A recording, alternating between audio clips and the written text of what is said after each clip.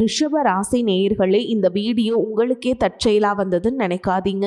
இப்போ நீங்கள் இதை பார்த்துட்ருக்கீங்கன்னா அதுக்கு பின்னாடி ஒரு காரணம் இருக்குது. சமீப காலமாக மனசில் ஏதோ ஒரு குழப்பம், எப்போ என் வாழ்க்கை சரியான பாதைக்கு போகும்னு ஒரு கேள்வி.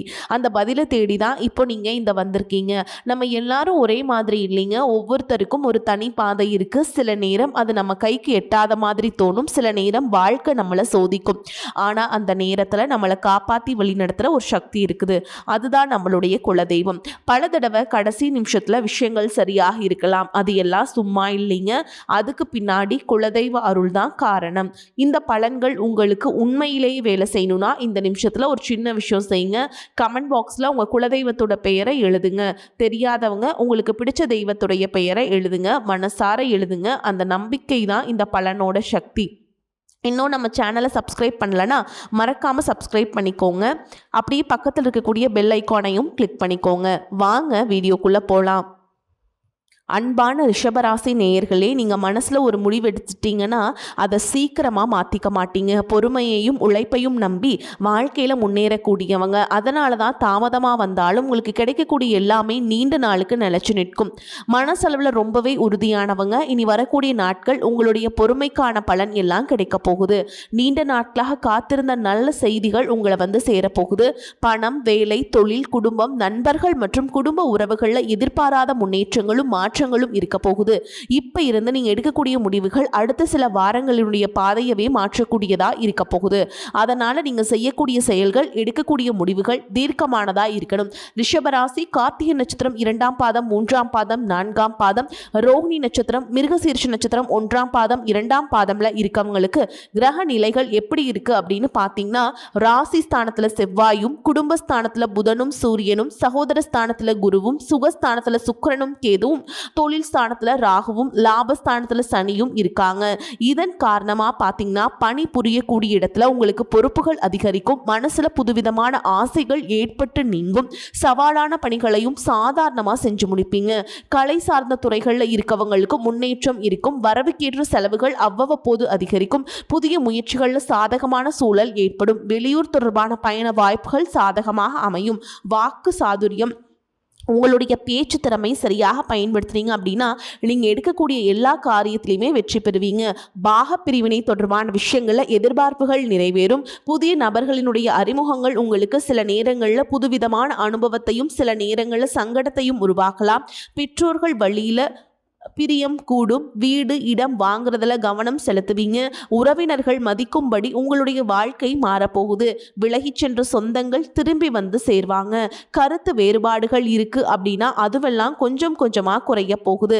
மீனராசியில சனி பகவான் வக்ரம் அடைகிறது.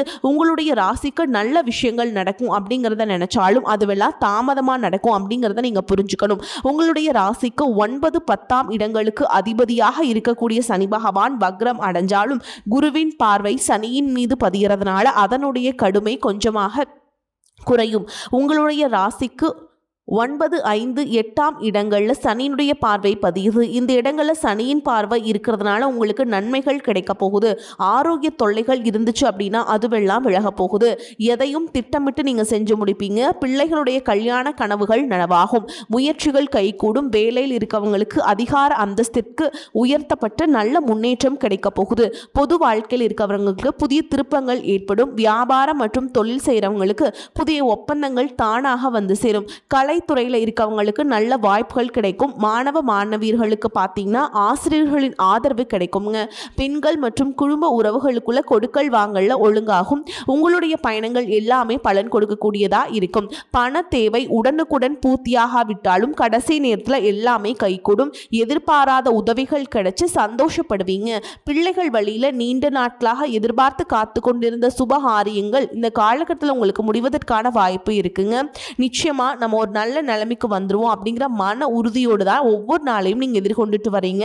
ஆனாலும் இந்த 3 மாதங்களாக பார்த்தீங்கன்னா உங்களுக்கு பெருசாக எதுவும் நடக்கலை. இருந்தாலும் இனி வரக்கூடிய நாட்களில் நிச்சயமாக நம்ம ஜெயிப்போம் அப்படிங்கிற நம்பிக்கையும் மன உறுதியும் உங்ககிட்ட அதிகமாகவே இருக்குது.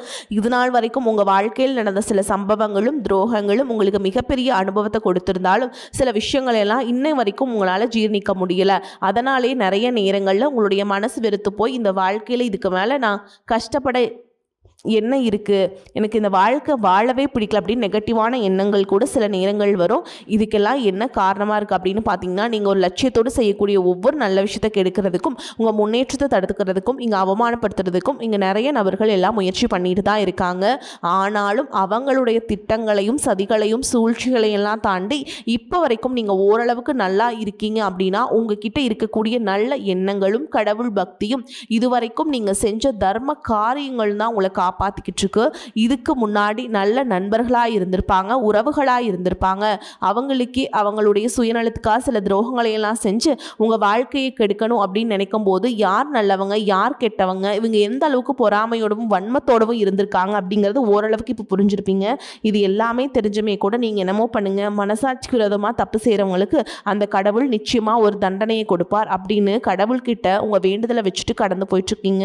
இப்போ இருக்கக்கூடிய சூழலில் தான் உண்டு தான் வேலை உண்டு அப்படின்னு இருக்கீங்க. உங்கள் மனசுக்குள்ள 1000 கஷ்டம் இருந்தாலும் அதையெல்லாம் வெளியே சொல்லாமல் போலியாக சிரித்து சந்தோஷமாக இருக்க மாதிரி நடிச்சிட்டு இருக்கீங்க.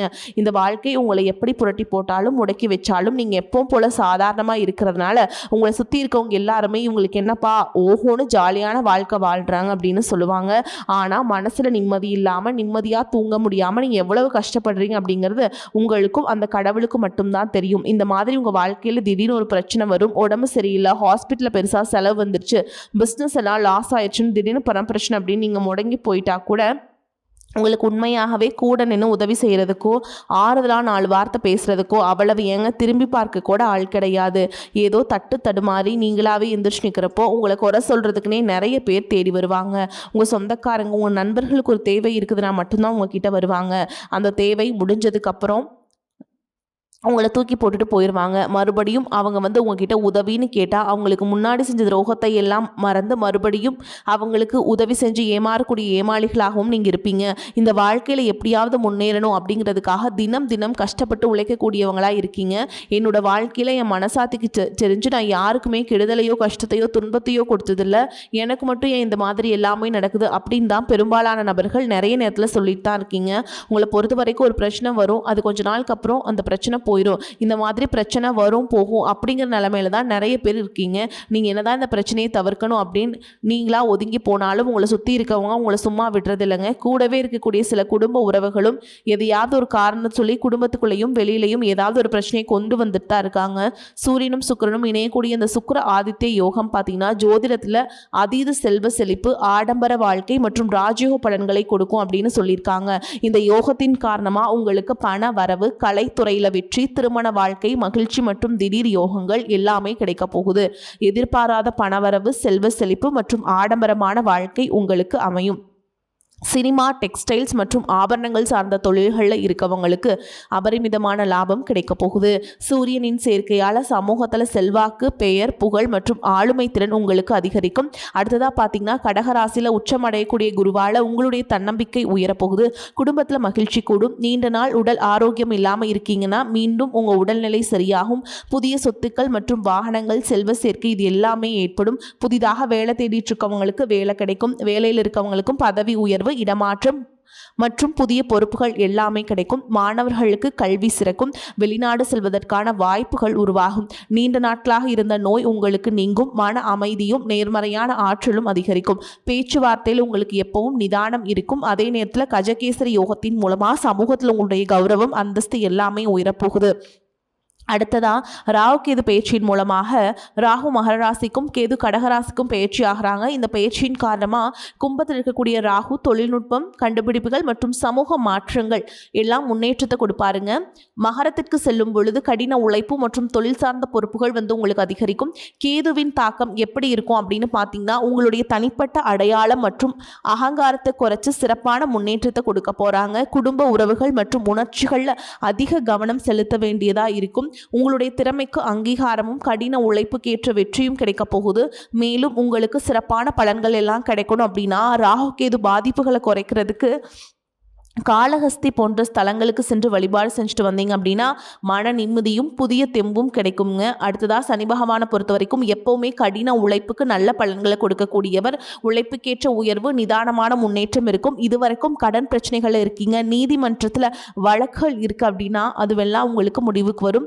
மேலும் ஏழை எளியவர்களுக்கு உதவுறது, சனிக்கிழமைகளை குலதெய்வ வழிபாடு மற்றும் ஆஞ்சநேயர் வழிபாடு செய்வது மூலமாக சனி பகவானுடைய தாக்கத்தை குறைச்சு உங்களுக்கு சிறப்பான பலன்கள் கொடுக்கும் அப்படிங்கிறத நீங்கள் ஞாபகம் வச்சுக்கணும். இதுவரைக்கும் உங்கள் லட்சியத்துக்காகவும் குடும்பத்துக்காகவும் கஷ்டப்பட்டு உழைச்சு உங்களுடைய உடல் நலனை நீங்கள் கவனிக்காமல் விட்டுட்டு இருந்திருப்பீங்க. இப்போ வரைக்கும் சிலருக்கு அது வெளியில் தெரியல அப்படின்னாலும் சின்ன சின்ன பிரச்சனைகள் மூலமாக உங்களுக்கு தொந்தரவு கொடுத்துட்டு வந்திருக்கும். அந்த உடல் சார்ந்த பிரச்சனைகள் முழுவதும் குணமாகணும் அப்படின்னா அதற்கு தகுந்த சிகிச்சை முறைகளை எடுத்துக்கிறது மட்டும் இல்லாமல் உங்களுடைய உடல்நிலையும் நீங்கள் பாதுகாக்கணும். உங்ககிட்ட நிறைய ஆற்றல் இருக்குது, திட்டங்கள் இருக்குது, கடின உழைப்பு எல்லாமே இருக்குது. ஆனால் உடல் ஆரோக்கியம் இல்லாமல் போச்சு அப்படின்னா உங்களால் எதையுமே சாதிக்க முடியாது. இதற்கு பிறகாவது உங்களுடைய உடல் ஆரோக்கியத்தில் நீங்கள் கூடுதலான கவனம் செலுத்தினீங்க அப்படின்னா நீங்கள் செய்யக்கூடிய எல்லா காரியத்திலையுமே உங்களுக்கு வெற்றி கிடைக்கும். எதிரிகளையெல்லாம் ஜெயிச்சு வருவீங்க. சிலர் பார்த்தீங்கன்னா நல்ல வேலை கிடைக்காம வீட்லையும் சரி சமுதாயத்திலையும் சரி நிறைய பேருடைய கிண்டலுக்கும் கேலிக்கும் ஆளாகி இருப்பீங்க. இன்னும் சிலர் குடும்ப கஷ்டத்துக்காக பிடிக்காத ஒரு வேலைக்கு போயிட்டு இருந்திருப்பீங்க. இதற்கு பிறகு உங்களுடைய தன்னம்பிக்கை அதிகரிக்கும். புதிய புதிய தொழில்நுட்பங்களை கற்றுக்கிட்டு நல்லதொரு வேலையில் சேர போறீங்க. அரசியல்வாதிகளை பொறுத்த வரைக்கும் புதிய பொறுப்புகள், புதிய பதவிகள் எல்லாமே தானாக கிடைக்க போகுதுங்க. நம்மளுடைய குடும்ப உறவுகள், நம்மளுடைய நண்பர்கள் அப்படின்னு சொல்லிட்டு சிலருக்கு பெரிய ஒரு தொகையை கடனாக கொடுத்துட்டு அதை திரும்ப வாங்க முடியாமல், கேட்க முடியாமல் ஒரு புதுவிதமான மன அழுத்தத்துக்குள்ளாகி இருப்பீங்க. அதனாலே உங்களுடைய உறவு கெட்டு போயிருந்திருக்கும். அந்த பணம் உங்களுக்கு திரும்ப கிடைக்காது அப்படின்னு நீங்கள் முடிவே செஞ்சுருப்பீங்க. உங்ககிட்ட பணம் வாங்கினவங்க அவங்களுடைய தவறை புரிஞ்சுக்கிட்டு மனசாட்சியோடு உங்களுக்கு அந்த மனத்தை திருப்பி கொடுப்பாங்க. குடும்பத்தில் இருக்கக்கூடிய நெருக்கடிகள் விலகும், செல்வாக்கு அந்தஸ்து உயரும், கடவுள் நம்பிக்கை அதிகமாகும், பெரியவங்களுடைய உதவி உங்களுக்கு கிடைக்குங்க. உறவுகளில் இருந்த சண்டை சச்சரவுகள் முழுவதுமாக விலகும், புதிய நண்பர்களும் உங்களுக்கு உதவி செய்வாங்க.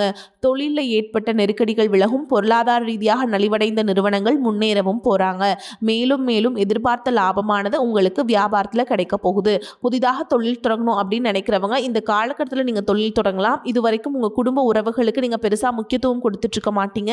எத்தனையோ கஷ்டமான சூழல்கள், உங்களுடைய எல்லாவற்றையும் சகித்து கொண்டிருந்த குடும்ப உறவு இந்த சகிப்புத்தன்மை இழந்து கடமைக்கு ஏதோ ஒரு வாழ்க்கையை வாழ்ந்துட்டு இருக்க மாதிரியான சூழல்ல இருந்திருப்பாங்க.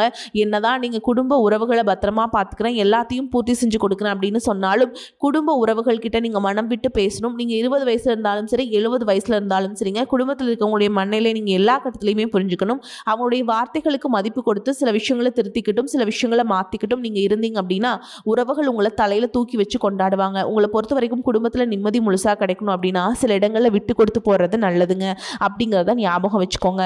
இதையெல்லாம் சரியாக செய்யாத காரணத்தினால தான் நிறைய பேருடைய குடும்பத்தில் கணவன் மனைவியாக இருப்பாங்க, வெளியே போவாங்க வருவாங்க, ஆனால் உண்மையான அந்யோன்யம் இருக்காது, சரியாக பேசிக்க கூட மாட்டாங்க, சமுதாயத்துக்காக போலியான ஒரு வாழ்க்கையை வாழ்ந்துட்டு இருக்க மாதிரி இருக்கும். இதற்கு பிறகு உங்கள் வாழ்க்கையில் இதுவெல்லாம் நடக்கக்கூடாது அப்படின்னா மனம் விட்டு பேசி உங்கள் கூட அதிகமான நேரத்தை செலவிடணும். உங்கள் மேலே உங்களுக்கு நம்பிக்கை வர மாதிரி நடந்துக்கணும். பண வசதி வாய்ப்புகள் எல்லாருக்கும் தேவை அப்படின்னாலும் அதை வச்சு நிம்மதியான அழகான ஒரு வாழ்க்கையை வாழ முடியாது. கோடீஸ்வரனா இருக்கவங்க கூட கஷ்டப்படுறதையும் ஏழைகளா இருக்கவங்க கூட சந்தோஷமா இருக்கிறதையும் நம்மளால பார்க்க முடியுது. சின்ன சின்ன விஷயங்களை கூட சரியா பேசி முடிக்காத காரணத்தினாலதான் பெரிய பெரிய பிரிதல்கள் எல்லாமே வருது. இன்னும் சிலருக்கு பார்த்தீங்கன்னா விவாகரத்து வரைக்கும் கூட போயிடுதுங்க. இந்த மாதிரியான விஷயங்கள் எல்லாமே உங்கள் வாழ்க்கையில் நடக்கிறதுக்கு நீங்கள் மட்டுமே முழுமையான காரணம் இல்லை. உங்களை மட்டுமே குற்றம் சொல்லிட முடியாது.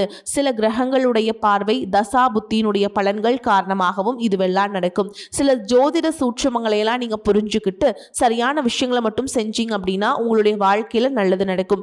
நீங்கள் விவாகரத்து வாங்கியிருந்தா கூட 2 பேருடைய உள்ளத்திலும் தூய்மையான புரிதல் வர வரைக்கும் உண்மையாக நடந்துக்கோங்க. உங்கள் வாழ்க்கையில் நடந்த சம்பவங்கள் எந்த மாதிரி சிச்சுவேஷனில் நடந்துச்சு அப்படின்னு மற்றவங்க சூழல்ல இருந்து உணர்வு பூர்வமா நினைச்சு பாருங்க. நிச்சயமா உங்க மனசுக்குள்ள மிகப்பெரிய மாற்றம் வரும். இந்த மாற்றத்தின் காரணமா குடும்ப உறவுகள் மீண்டும் சேர்வாங்க. இதுவெல்லாம் உடனே நடக்கல அப்படின்னாலும் சில மாதங்கள்ல ஒன்றா சேர்வதற்கான வாய்ப்புகள் இருக்கு. உங்ககிட்ட இருந்து வெளிப்படக்கூடிய தனி மனித ஒழுக்கம் மற்றும் மது மற்றும் போதை பழக்கங்களிலிருந்து விலகி இருக்கிறது, ஆரோக்கியமான உணவு பழக்க வழக்கங்கள் காரணமா பல நாட்களாக விலகி இருந்த உறவுகள் மீண்டும் உங்களோடு வந்து சேர போறாங்க. புதிய நட்பும் நண்பர்களுடைய தொடர்பும் உங்களுக்கு ஏற்படும். இதுவரைக்கும் வாழ்ந்த வாழ்க்கையை விட வித்தியாசமான புதியதொரு வாழ்க்கையை இனி வாழ போறீங்க. உங்களுடைய நல்ல எண்ணங்களுக்கு எப்பவுமே உங்களுக்கு நல்லதே தான் நடக்கும். நம்பிக்கையோடு ஒவ்வொரு அடியையும் எடுத்து வைங்க. உங்களை பொறுத்த வரைக்கும் பரிகாரம் அப்படின்னு பார்த்தோம்னா திங்கட்கிழமைகள் தோறும் நீங்கள் சிவபெருமானுடைய ஆலயத்திற்கு சென்று வில்வ மாலை சாத்தி அர்ச்சனை செய்து வழிபாடு செஞ்சுட்டு வர்றது உங்களுக்கு ஏற்றத்தை ஏற்படுத்தி கொடுக்கும். அதே மாதிரி சனிக்கிழமைகளில் ஆஞ்சநேய பெருமானுக்கு வெண்ணெய் சாற்றி வழிபாடு செய்கிறதும் உங்களுக்கு ஏற்றத்தை ஏற்படுத்தி கொடுக்கும். அந்த வெண்ணெய் எப்படி உருகுமோ அதே மாதிரி உங்களுடைய கஷ்டங்கள் எல்லாமே உருகி உங்களுக்கு நல்லதொரு வாழ்க்கை அமையும். வரக்கூடிய வாய்ப்புகளை தவற விட்டுறாதீங்க. ஏன்னா வாய்ப்புகள் ஒரே ஒரு முறை தான் கதவை தட்டும். அந்த வாய்ப்புகளை சரியாக பயன்படுத்திக்கிட்டு முன்னேற்ற பாதையில் போயிட்டே இருங்க. வாழ்த்துக்கள். வாழ்க வளமோடு நலமோடு. நன்றி, வணக்கம்.